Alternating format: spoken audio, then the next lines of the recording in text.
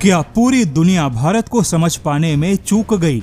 क्योंकि ईरान युद्ध को लेकर भारत के बारे में ऐसा खुलासा हुआ, जिसके बाद पूरी दुनिया हैरान है कि आखिर भारत ने ऐसा कैसे किया, जो बात दुनिया के किसी भी देश को मालूम नहीं था। जिन तैयारियों को कर पाने में पूरा मिडिल ईस्ट एशिया चूक गया, उन सारी बातों को भारत की खुफिया एजेंसी ने पहले ही भारत की सरकार को बता दिया। जी हाँ, खबर ही कुछ ऐसी है जो यह दावा कर रही है कि भारत को ईरान युद्ध के बारे में पहले से ही पता था। भारत को पता था ईरान पर अटैक होगा और अटैक होने से पहले ही भारत ने सिनारियो प्लानिंग किया।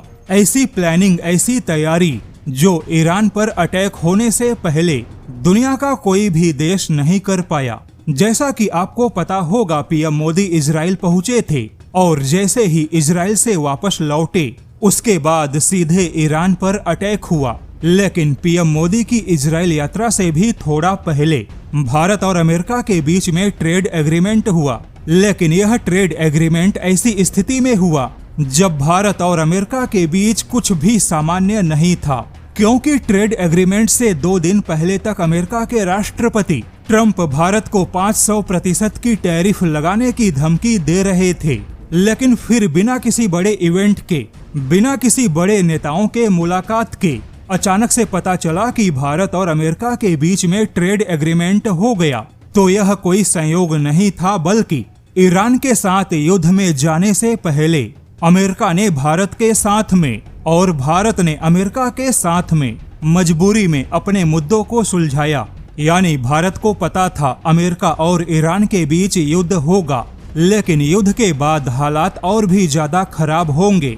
उससे पहले भारत और अमेरिका ने ट्रेड एग्रीमेंट को फाइनल किया और यह पूरा दावा किया है चीनी विदेश मंत्रालय के कंट्रोल में काम करने वाली China institute for international studies ने। हालांकि भारत के विपक्ष ने भारत और अमेरिका ट्रेड एग्रीमेंट पर काफी सवाल उठाए थे, किंतु चीन का थिंक टैंक यह दावा कर रहा है कि भारत ने मिडिल ईस्ट एशिया में बहुत बड़ा संकट उत्पन्न होने से पहले केवल और केवल खुद को जोखिम से बचाने और अपने आवश्यकताओं को प्राथमिकता दी। क्योंकि अमेरिका तो पिछले 1 सालों से भारत को धमका रहा था कि भारत रूसी तेल को छोड़े, लेकिन भारत ने ऐसा कुछ नहीं किया। किंतु फरवरी महीने के शुरुआत में ही सारे हालात बदल गए और भारत ने अमेरिका के साथ में अपने स्ट्रेटेजिक पेट्रोलियम रिजर्व को प्राथमिकता दी। दरअसल भारत के पास में 25 दिनों तक कच्चे तेल का भंडार मौजूद है। वहीं 25 दिनों का शुद्ध पेट्रोलियम उत्पादन यानी सीधे इस्तेमाल होने वाले डीजल और पेट्रोल का भंडार मौजूद है।